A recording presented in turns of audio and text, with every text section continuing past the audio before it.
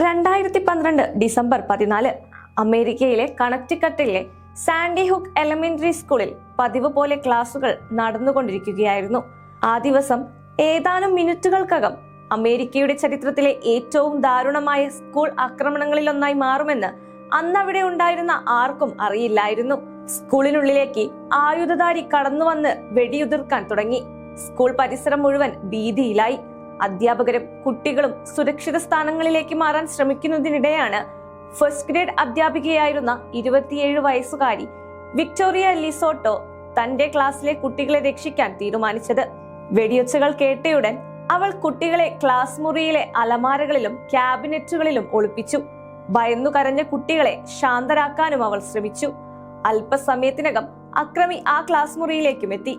കുട്ടികൾ എവിടെയാണെന്ന് ചോദിച്ചപ്പോൾ അവർ മറ്റൊരിടത്താണെന്ന് വിക്ടോറിയ മറുപടി നൽകി.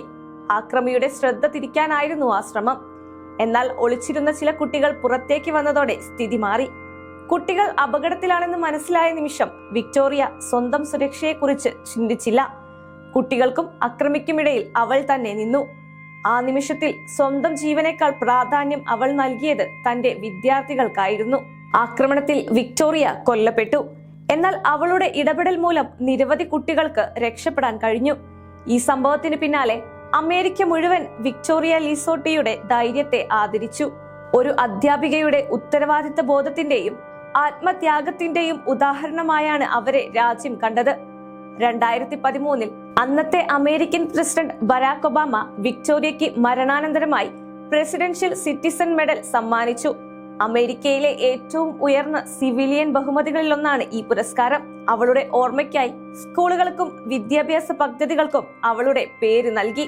അധ്യാപകരാകാൻ ആഗ്രഹിക്കുന്ന വിദ്യാർത്ഥികൾക്കായി സ്കോളർഷിപ്പുകളും ആരംഭിച്ചു. ഇന്ന് വിക്ടോറിയ ലിസോട്ടയെ ഓർക്കുന്നത് ഒരു ദുരന്തത്തിന്റെ ഇരയായിട്ടല്ല, പ്രതിസന്ധിയുടെ ഏറ്റവും നിർണായക നിമിഷത്തിൽ സ്വന്തം ഉത്തരവാദിത്തത്തിൽ നിന്ന് പിന്മാറാതെ തന്റെ വിദ്യാർത്ഥികളുടെ സുരക്ഷയ്ക്ക് മുൻഗണന നൽകിയ ഒരു അധ്യാപികയായിട്ടാണ്. അവളുടെ തീരുമാനം സ്വന്തം ജീവിതം നഷ്ടപ്പെടുത്തി. എന്നാൽ അതേ തീരുമാനം നിരവധി കുട്ടികൾക്ക് ജീവിതം തുടർന്നു കൊണ്ടുപോകാനുള്ള ഒരു അവസരവും നൽകി. അതുകൊണ്ടാണ് വിക്ടോറിയ ലിസോട്ടയുടെ പേര് ഇന്നും അധ്യാപക ധൈര്യത്തിന്റെയും ആത്മസമർപ്പണത്തിന്റെയും പ്രതീകമായി നിലനിൽക്കുന്നത്.